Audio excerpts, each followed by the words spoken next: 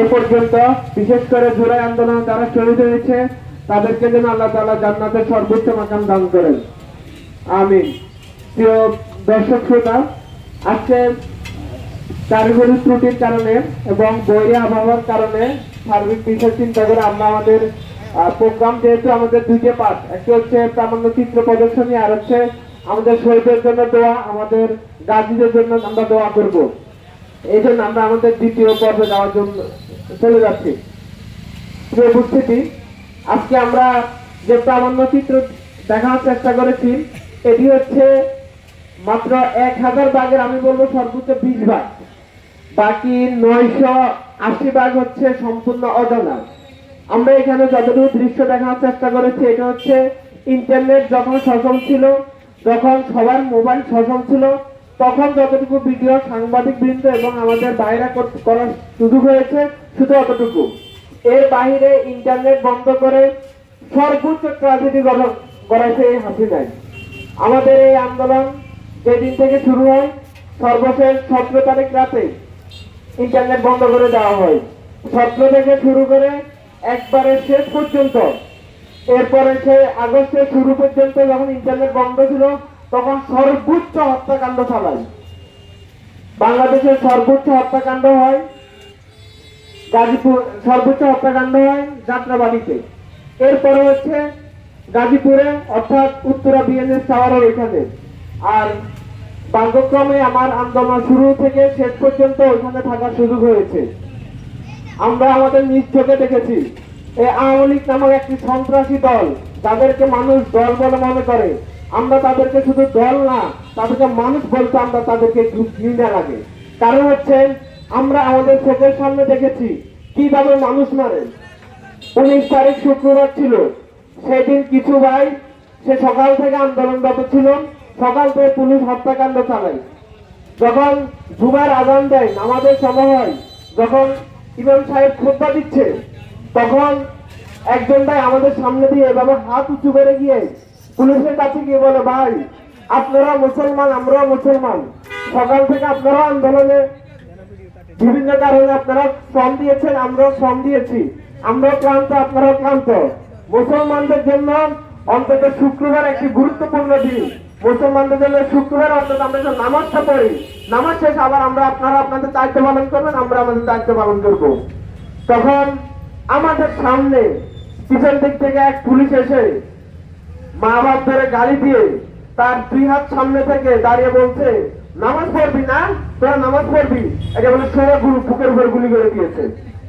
প্রিয় ভাইয়েরা, আপনাদের কাছে একটু জিজ্ঞেস করতে চাই, যে প্রশাসন নামাজের কথা শোনার পরে গুলি করে, যে সরকার নামাজের কথা শোনার পরে গুলি করার অনুমতি দেয়, তারা কি কখনো মুসলমানের পক্ষ হতে পারে? কখনো তারা মুসলমানের পক্ষ হতে পারে না। এরপর 19 তারিখ সকাল থেকে আন্দোলন ছিল, সে বিকাল 3টা পর্যন্ত মাত্র 5 থেকে 6 জন ভাই আমাদের সামনে মারা যায়। এরপরে বিকাল 3টার দিকে ছাত্রলীগ, আওয়ামী লীগ, পুলিশ সহ থানার উপরে গিয়ে স্নাইপার দিয়ে, এরপরে বিভিন্ন মারণাস্ত্র দিয়ে মাত্র 10 মিনিটের মধ্যে না হলে 50 থেকে 80টা লাশ পালায় যায়। তখন তারা টার্গেট করে করে হত্যা করে। ওই সময় দেখেছি একটি ভাই পুলিশের সামনে কাছাকাছি গেছে, এমন সময় পুলিশের বুকের উপর গুলি করে যখন সে মারা গেছে। একটা মানুষ যখন মারা যায় তার উপরে মানুষ আর কোনো রাগ থাকে, তার উপর আর কোনো দেওয়া পাওনা থাকে? এই পুলিশ, এই ছাত্রলীগ একটা লাশকে পর্যন্ত তারা শান্তিতে থাকতে দেয় নাই। একটা লোক যখন মারা যায় তখন পুলিশের ছাত্রলীগ ফুটবল যেভাবে চতুর্দিক থেকে খেলেন, ওইভাবে ফুটবলের মতো চতুর্দিক থেকে লাফি আর উৎসাহ দেওয়া শুরু করছে। ওই সময় আন্দোলনরত যারা ছিল তাদের সবার পকেটে কাগজের টুকরায় নিজের নাম, বাবার নাম, গ্রামের নাম, জেলার নাম লিখে রাখতো, যেন মারা গেলে অন্তত লাশটা তার পরিবারের কাছে পৌঁছায়, এ কুকুর হিংস্রদের হাতে না যায়। আমার সামনে দেখেছে, আমার পাশে একজন ভাই শহীদ হয়ে গেছে, পরে এসে তার পাশে বাইকে বলছে, ভাই আমার লাশটা যেন আমার বাসায় পৌঁছানোর সুযোগ থাকে, আমার লাশটা যেন কুকুরদের হাতে যেন না যায়। প্রিয় ভাইরা, তখন বুঝতে পারছি যে জালিমরা শুধু মানুষ না, ওরা মানুষের চাইতে হিংস্রের চাইতে হিংস্র। তখনই আমরা শপথ নিয়েছি এই হিংসুদেরকে আর রাখতে দেওয়া যায় না। আমাদের জীবনের বিনিময় হলো আমরা এদের হাত থেকে আমরা আমাদের দেশকে রক্ষা করব। যার বিনিময় এই ফ্যাসিবাদ মুক্ত একটি বাংলাদেশ আমরা পেয়েছি। দীর্ঘ একটি বছর আমরা অতিবাহিত করেছি। আপনাদের কাছে আমার একটু প্রশ্ন ছিল, যে আবু সাইদ বুক পেতে দিয়েছে, যে বুক পেতে দিয়েছে, তাদের একটা উদ্দেশ্য ছিল বৈষম্যহীন বাংলাদেশ গড়ার। তাদের একটা উদ্দেশ্য ছিল ইনসাফপূর্ণ বাংলাদেশ গড়ার। আপনাদের কাছে প্রশ্ন, সে বৈষম্যহীন বাংলাদেশ আমরা করতে পেরেছি? সে ইনসাফপূর্ণ বাংলাদেশ আমরা করতে পেরেছি? এখনো পারি নাই। এই জন্য আমাদের দরকার হচ্ছে সে ইনসাফ যারা প্রতিষ্ঠা করবে, বৈষম্যহীন বাংলাদেশ যারা প্রতিষ্ঠা করবে, আমাদের জন্য ইসলাম এবং কোরআন ভিত্তিক সমাজ যারা গঠন করবে, সেই লোকদেরকে যেখানে পাঠালে এই ইনসাফ পূর্ণ হবে, যেখানে পাঠালে বৈষম্য দূর হবে, সেই জায়গায় আমাদের ব্যক্তিদেরকে পাঠাতে আমরা রাজি আছি ইনশাল্লাহ।